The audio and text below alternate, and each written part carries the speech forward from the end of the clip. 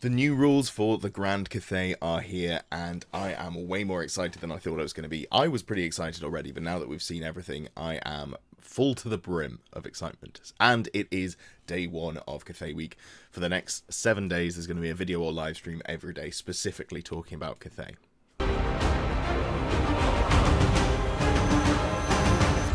The first thing I want to talk about is the magic that the new Arcane Journal brings, because I think it is absolutely off the wall and nuts. They are, in my estimation, probably the best magic army in the game now. They've got so much choice, so many options, so many layered rules. The reason that you're looking at this PowerPoint is instead of having to flick forwards and backwards, because there's about 67 pages that reference magic. Slight exaggeration, but there's a lot of stuff in here. I'll likely put some screenshots of the actual rules up, but I've typed things out here so we can have it all nicely put together. Starting off, we have 2 whole new laws of magic. Now, these are not what I thought they were going to be. I was expecting them to get 2, standard laws of magic, roll a d6, you've got a signature spell in there. Instead, we've got 2 signature laws of magic, which you choose when you write your army list. So you get to say, I get to pick spells from the Winds of Yang or the Winds of Yin, with, one exception, but we'll get to that later on. So this is something that you put on your army roster, but you still have plenty of choice, because you've got 3 different signature spells that you can pick from within each, and we'll go through those. Honestly, I think every spell is good. Some of them are more good than others, but there's a really good range. And those laws interact with another rule, the Elemental Winds, that again, we'll get to in a second. On top of that, we've got Celestial Forged Armor. Now, they apparently have been fighting against Chaos. I think they've just stolen Chaos's tech, because Celestial Forged Armor is basically Chaos Armor. In fact, I haven't done a side-by-side comparison. Maybe I'll put one up on the screen. I think you could just take the text from Chaos Armor and replace the words Chaos Armor with Celestial Forged Armor, and you'd have exactly the same rule. For those of you who don't know what that means, this is a ward save that your characters get, or in some instances, just regular infantry and cavalry if you pay for some upgrades. But more specifically, the reason I bring it up with the magic is it also lets you cast spells. Why is this good? Well, Cathay is very much feeling like a mixed arms or a combined arms army, where you're going to have some melee, you're going to have some shooting, you're going to have some magic. You'll find that a lot of your units can do multiple roles, and this is really leaning into it. You want to have someone who can get up there, be a little bit of a melee bruiser while also doing magic? Absolutely. Here's a rule that lets you not only have an armor save, but on top of that, lets you also have a ward save without having to spend your magic points, which is really strong. So, Celestial Forged Armor, 10 out of 10 rule. Glad that we've got it on all of the important stuff. Mastery of the Elemental Winds. Again, I'll go into this a little bit more in more detail in a second, but did you look at Beastmen and go, man, it's so cool that they can pay for a bit of terrain that gives them loads of buffs? What if instead of paying for a bit of terrain that gave them buffs, I just had buffs baked into my army rolls? And that's what this is. This is a casting buff if you're stood near wizards. If you're within 6 inches of an allied wizard, you'll get a casting buff. This is just incredibly strong. It means that Cathay is going to be very reliable in terms of getting their spells off. So having to roll lower on the dice, having more bonuses, making it harder for your opponent to spell, all good stuff there. Finally, in terms of special rules that match up for magic, we've got the Elemental Winds. You've got the Winds of Yang and the Winds of Yin, and the way that this works is at the start of the turn you roll a d6, and on 1 to 3 you get the Winds of Yang, 4 to 6 you get the Winds of Yin. And these buff different kinds of magic, but also, and not necessarily super relevant for the spellcasters, if your unit has the Will of the Dragon special rule, which, spoiler, everything you'd expect to have it, which is almost everything apart from artillery, has this rule, then you're getting a buff that you get to choose, whether that's, weapon skill or leadership. There's various bits in there that you can buff. And while you don't get to pick these necessarily, because you're rolling to see which wind is blowing, you do get to pick which buff you get from within that law. So just really strong. And again, buffs to things makes it very difficult for your opponents to play around. So let's get into those. We've got a rough idea of the special rules that matter, but that doesn't matter unless we know who can cast. Who can cast? Well, first of all, interestingly, we've got 0 to 1 Cathayan Dragon per 1,000 points. This is really an interesting way to write things on the army roster, because there's only 1 Cathayan Dragon currently. But we did see on a post a couple of days ago that there is another Arcane Journal coming at the end of the year, or before the end of the year, I should say, for Cathay. So, we're now in the 6th month of the year. We've got realistically at most 5 months to wait, because they don't really release stuff in December. So we're going to be getting another Cathay drop real soon. But that's when we're getting the Miao Ying model. and I'm assuming we will be getting rules for either another special character, that seems unlikely, more likely just a normal Cathayan dragon, so one that isn't tied into having all the special rules, although Miao Ying does have a great suite of special rules. Something that you can maybe pay to upgrade from like a level 3 to level 4 wizard. More importantly, you can put magic items on, so that's going to be really interesting to see when that comes around. But for now, we've got Miao Ying. You can take one Miao Ying per army. We've also got the 0 to 1 Shogengan Lords, which are your level 3, level 4 wizards, although I think they start at level 2, but they can be upgraded to a level 4. These are capped along with the magistrates. That's fine. You're going one way or the other, I think, with these, and I really like the Shogengan Lords. We've also got the Shogengan Generals, which is your sort of level 2 wizard. Both of these are mounted on monstrous creatures, so you're paying more than you'd pay for a normal wizard, but on top of that, you're getting actually pretty decent melee stats alongside quite good tankiness. You know, the Shogengan Lord starts at 7 wounds with, I think it's a 4-up armor save. You can pay 4 points to upgrade it to a 3-up armor save, and then you've also got the baked-in 5-up ward save. So really tanky casters, very customizable there. And yes, of course, mentioned Miao Ying, who is a level 4 wizard in human form, a level 2 wizard when she is in a dragon form, and comes in at under 500 points, which is frankly pretty absurd.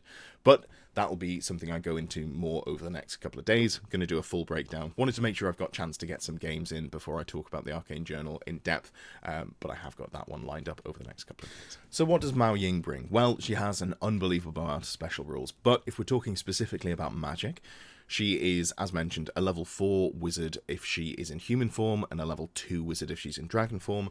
There is a transformation mechanic, which is basically, you know, you turn into the other one and you teleport 6 inches. I'll go into that in more detail in another video, but more interestingly, in terms of wizard levels, wizard casting, she can have 2 signature spells, picking either from the Lore of Yang, the Lore of Yin, the chosen lore that she's rolling from, which is battle, elementalism, or high magic, or she can pick up the Storm Dragon's Fury, which has her very own magic missile. And this thing slaps. It is disgustingly good. So this is a wizard that can really mix stuff up in melee, but also just has the opportunity to very comfortably get 4, well, easily 3, but probably 4 magic spells, or, you know, magic missiles, Pillar of Fire in there as well. If you go battle magic, you roll 4 spells. If you get Pillar of Fire and you get Fireball, and then you swap into the Storm Dragon's Fury and another magic missile from the Lore of Yang, yeah, that's pretty disgusting, I think. So you've got some real ranged output with this caster. Speaking of the Storm Dragon's Fury, this is an 18-inch magic missile, but remember, depending on which lore blows, which wind blows, I should say, that could go up to 21 inches, so quite a respectable range on the magic missile. It goes off on a 10, but again, remember that you do have another +1 to cast if you're nearby another wizard, so pretty reliably going off. You only need to roll a 5 on the dice. 2d3 strength 5 hits at AP 3 with flaming attacks, and then the enemy unit gives ground. This is what this is what Wind Blast wishes it could be. This spell is disgusting. It's got 3 to 6 inches of range over Wind Blast. It has significantly more output in terms of just the actual damage there. The flaming attacks can be a downside, realistically. If you're playing against undead, this is going to be nice, you know, potentially turning off the regen, or, you know, doing additional wounds on dry as dust models, but there's less of that even within undead than you'd want. Anyway, by the by, also enemy unit gives ground. I think this is really nice because most of the time you're going to be looking to do the ranged output. You probably are happy to push an enemy unit back, because if you're playing that sort of bunkered style where you're going, I'm just going to hit you with a million magic missiles, having them further away from you, not something you're going to be upset about, but do just make sure you say, you know, do things correctly. Because if you've got, for example, this and Wind Blast, and you sequence them incorrectly, you might push them out of range with you know, to be casting Wind Blast on them. Anyway, really good caster, really good additional spell that we can go for there. And just to set the scene, really something that if you want to go heavy on magic, Miao Ying and then a Shogengan Lord is probably a good way to do so. So, now that we've got a rough idea of what all of the, you know, the top level stuff does, what are we layering here? So, Mastery of the Elemental Winds. This is only a once per turn buff. It's not something that you've got every on every caster, but you can put it on your most important spell. A wizard within your army that has this special rule and that is within 6 inches of one or more friendly wizards that also have this special rule, which is all of them, may apply a +1 modifier to a casting roll. So, you find your most important spell, you cast it at +1, you're very happy. This is something that just having in your back pocket is, you're very happy to do. It's surprisingly easy to pull off. You just have to have your wizards nearish to each other. And if you don't have them nearish to each other, you're losing a once per turn buff. So it's one of those that's really nice to play around with, but it's not so limiting that you have to go for it. So this is something that you're going to be looking at the spell laws. You're going to be seeing that there's some higher casting rolls in there, and just remember that we have got a way to get around that with the Mastery of the Elemental Winds. Next up, we have a different special rule, which is confusingly named almost the exact same thing, and this is the Elemental Winds. So this is the rule where at the start of your turn, you roll a d6. On a 1 to 3, the winds of Yang are blowing, and a 4 to 6, the winds of Yin are blowing. In the Law of Yang, you increase your Dispel range and the range of your enchantment spells by 3 inches. That's pretty good, just having a 27-inch Dispel, which your opponent can't easily plan around, is a right pain in the ass to deal with. The enchantment range is probably not one that's going to matter, I think, with maybe one exception. It's mostly going to be a case of we just want to get the increased Dispel range, but also all of your units with the Will of the Dragons special rule gets either +1 to move or +1 initiative. This is going to make it really hard for your opponent to play around you. Their wizards have to be further back, their units have to be further back if they want to not get charged, so just a nice little buff there. But the one that I really like is the Winds of Yin, and this increases the Hex and Magic Missile range of spells by 3 inches, and gives +1 weapon skill or leadership for the Will of the Dragon units. Now, a lot of the time you're going to be going +1 weapon skill. And the units in this army are a little bit lower in weapon skill than you might want. So if you're comparing them to elves, they're sort of 1 weapon skill lower than you might expect. If you're comparing them to humans, they're not too bad. They're definitely above Empire.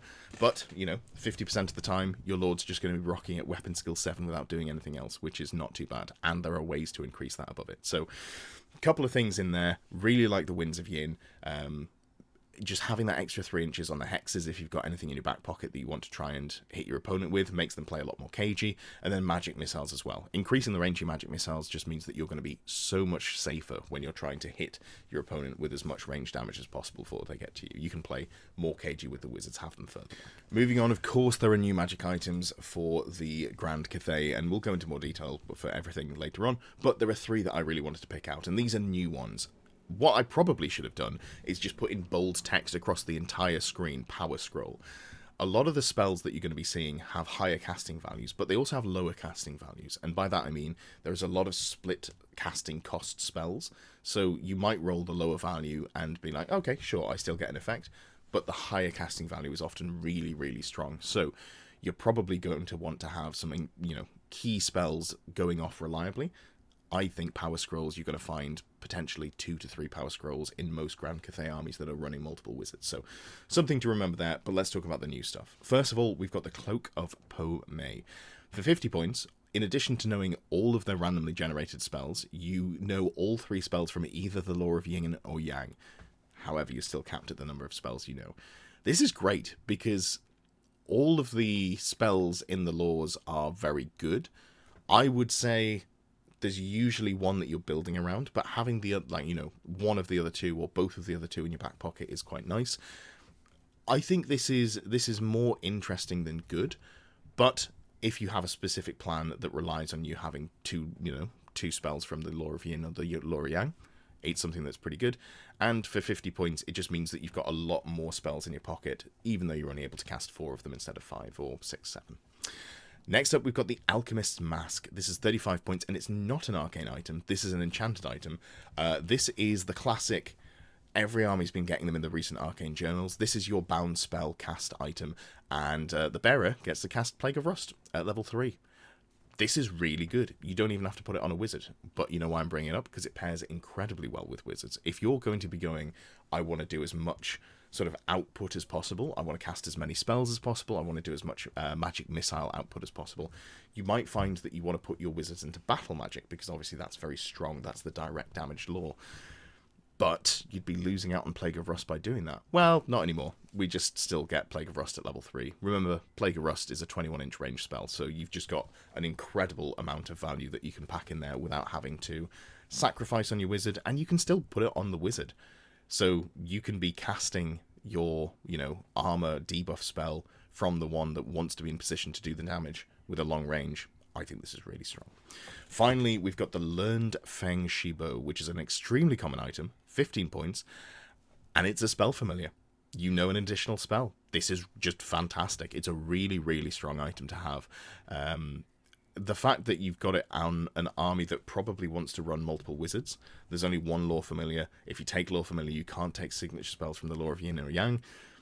This is just fantastic. I'm going to be defaulting to this most of the time over Lore Familiar, unless there's a spell that I absolutely 100% have to cast. So, with all that foundational preamble out the way, we understand how the casting is going to be working in the army roughly. Let's have a look at the new spells, and just a reminder, there are 2 signature laws. There's the Lore of Yang, the Lore of Yin. You do have to write down which spells that you're going to be picking from for the Shingengan Lords on your army roster. That's fine. You probably have a specific playstyle in mind. If we look at the Lore of Yang, it's more of a I'm taking the agency into my own hands, I want to do things aggressively. And then the Lore of Yin is more, I want to cause my opponent issues. There's hexes in there, there's things that make it more difficult for your opponent to play with. So depending on which sort of play style you go with, you're going to lean into one of the laws more comfortably than the other, I would say. Starting off, we've got the Constellation of the Dragon, which is an 18-inch range magic missile, which is just a fantastic value add at the start of it. You've got a great magic missile with a great range. Remember that depending on which wind blows, it could go up to a 21-inch range magic missile. It goes off on a 7 or an 11, so your base level is very easy to get off, and the 11 is harder, but very doable. And at base level, it's D6 plus 1 hits at strength 4, AP 0, which is not too bad. And if you cast it on an 11, you get D6 plus 2 strength 4 hits at AP 1, which is probably the best magic missile in the game. I think it's fair to say this is just hands down the best magic missile in the game.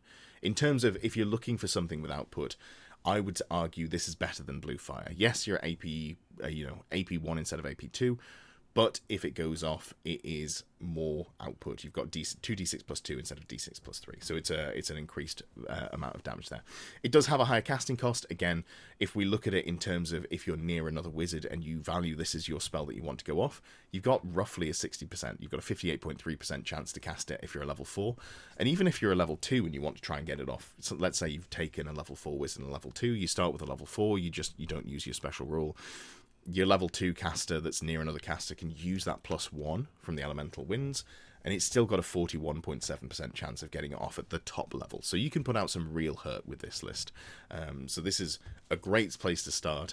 If you're looking for just a little bit of direct power, this is a very good signature spell and signature lore to go into. Next up, we've got the Great Bastion. This is a Remains in Play enchantment, and Remains in Play is a shame because it makes it easy for your opponents to get rid of, and it's the sort of thing that you want them to be close to. But the spell itself is pretty decent. It's an enchantment, it casts on a 9, and it's got a 12-inch range. Remember that all of the casters, or most of the casters in this army, aren't skirmishers, so you're going to be looking... you've got to position your wizard so they're able to see the unit that they're casting into. What does it do? Well, it gives the unit a 6-up ward, and enemy units that charge must take a dangerous terrain test for every model in the front rank of the enemy unit. So it's not your unit. Let's say my opponent's got 6 cavalry that charge me. I'm 10 wide, they've got 6 cavalry. They will take 6 dangerous terrain tests because they've got 6 models in the front rank of their unit.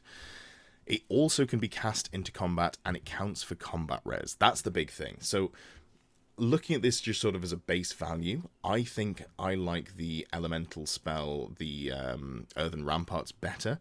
As a defensive tool, it gives you a better ward save, but you can't cast that into combat.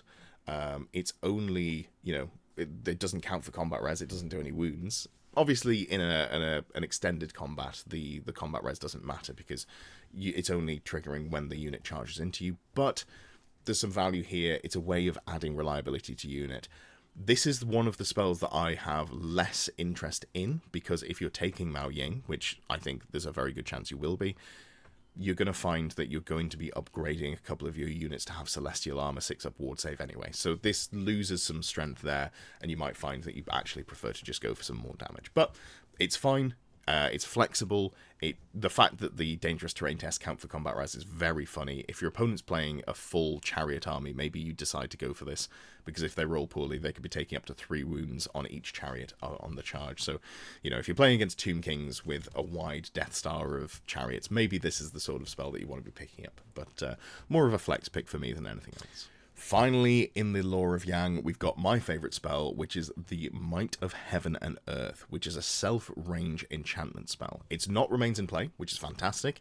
It lasts until the start of your next turn, which again, fantastic. This is the sort of thing that you want to be casting in terms of just having actual consistent buffs for your army.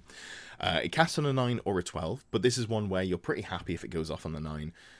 If you're looking to cast it on a 12 because you're going for a full send, you're trying to charge in lots of units of cavalry potentially, you probably want to be hitting a power scroll in there as well. But you don't have to go for it. The 9 is usually good enough. What does it do? Well, if you cast it on a 9, it gives +1 weapon skill and strength for the model, the model's mount, and the unit that the caster has joined, if you have got them joined into anything as well. Plus, it gives all of those models flaming attacks. Now, flaming attacks, I've mentioned before, is probably a downside. Flaming doesn't actually help all that much a lot of the time, but the weapon skill of strength is really nice. Why is that good? If you look at the Shugengan Lord, they do start at weapon skill 6 and strength 4. Getting them up to weapon skill 7 and strength 5 starts to put you into that really beefy melee character territory, which is nice. Also, the cavalry themselves, they're charging in with only strength 4. Getting them here gets them up to weapon skill 5, gets them up to strength 5. It starts to layer buffs in a way that becomes very useful, I think. But it's a multimodal spell, so what happens if you cast it at a higher value? If you cast it on a 12, it's all friendly units within command range. So keep in mind, if you've gone for either Miao Ying or if you've gone for, one of the Shugengan Lords, if that's your general, they're going to have an 18-inch command range bubble, which is really strong. You could probably hit your entire army if you want to go for that sort of full send cavalry list, or even just buff up your infantry bricks, something like that. It's a really nice buffing spell, and I like it for, this is probably going to be my go-to. The Magic Missile is sexy. This is just reliable additional stats for my army that I really value, and does stack well with the winds. Potentially on which way the winds blow, you might get plus an additional weapon skill. Suddenly, that Shugengan Lord can get up to weapon skill 8, which is pretty beefy, and you're going to be hitting most things in the game on a 3. Lore of Yang aside, we've got the Lore of Yin, and this is the lore that's going to try and take agency away from your opponent, and the spell that does this the most obviously is the Spirit of Wind and Shadow. Now, it starts off at a 15-inch range hex. Again, depending on which way the wind blows, that could go up to an 18-inch range hex, and that's very difficult for your opponent to deal with. It's a 10+ cast hex, which is not too bad. Hexes can get up there, 10s and 11s, depending on what you're trying to cast. And until your next start of turn, target enemy unit becomes subject to the random move special rule, and they only move, I think it's d6 + 2. That's not good. That is terrible. 50% of the time, you've got an 18-inch range, as mentioned. That's important because that's almost the max charge range in this game. The max declarable charge range in this game, outside of some special rules layering, is 19 inches. Most things don't have a 19-inch range. Most things have a 16 or a 17-inch range charge if you're talking about cavalry. So this is something that your opponent's going to find very difficult to avoid, and they might be able to park out of that 15-inch range, but if the winds blow correctly, suddenly you're up to an 18-inch range. They were trying to set up for a charge. You're able to give them random move instead of them being able to charge. Because it's such a short charge, you can push forwards aggressively with your cavalry, and they're unable to make it into you. This is a really strong tool for taking away your abilities, your opponent's ability to aggressively play the game into you. So really strong, and it does actually mean that you might find you're able to get some charges with cavalry, charges with infantry, depending on how your opponent is set up, what they're bringing, or if you're bringing, the big statues, you might find that you're actually getting charges with those instead of having to wait to receive the charge from some cavalry. Second of all, we've got the Accursed Mirror. Again, this is a 15-inch range hex, but it can be an 18-inch range depending on how the winds blow. It goes off on a 9, which is not too bad, and until your next start of turn, target enemy unit takes a Strength 3 AP1 hit for every natural 1 to hit they roll, not only in the shooting phase, but also in the combat phase. What is that meaning? Well, that means if your opponent is bringing a Royal Host brick with 140 models, they're going to be taking a whole lot of Strength 3 hits with AP1. This is, I think a lot of the time, this is an underwhelming spell up until you play against those massive poison shooting star Death Stars. And keep in mind, because it's until the next start of turn, they can be doing a lot of damage to themselves. Because let's say you cast it on them, and then you charge in. Whatever happens, there's a stand and shoot. They do some attacks in combat. They take loads of damage. Then they win the combat because, of course, they do. They're a massive unit. They test to restrain. They stand still, and then they get to shoot at you again. That's 3 rounds of rolls where every time they roll a 1, for every dice they roll a 1, they're going to be taking, some Strength 3 AP1 hits. Is it going to be a spell that you take a lot of the time? Probably not. Is it a spell that you want to windmill Smalam as soon as you see, 90 Night Goblins with Fanatics in there? Hell yeah, that's going to be really funny. It might also have the psychological effect of making your opponents stop, not shoot as much. Probably not, but it's going to be very gratifying to see them whittling down their own units. So this is one that I think is very much a back pocket spell. It's not something I'm going to be taking every game, but there are a couple of times that I will want to take it, and I'll be real glad that I do have it when I do. And last but not least, we've got Ancestral Warriors, which is the Law of Yin Assailment spell. If they do manage to reach you through all of the other rubbish that you can throw at them, well, have no fear. We've got a multimodal spell that is going to do loads of damage in combat. This is very similar to the Magic Missile, cast on a 7, cast on 11. Starts off, if you get it on a 7, it's got 2d3 hits at Strength 2 with no AP. That's not too great.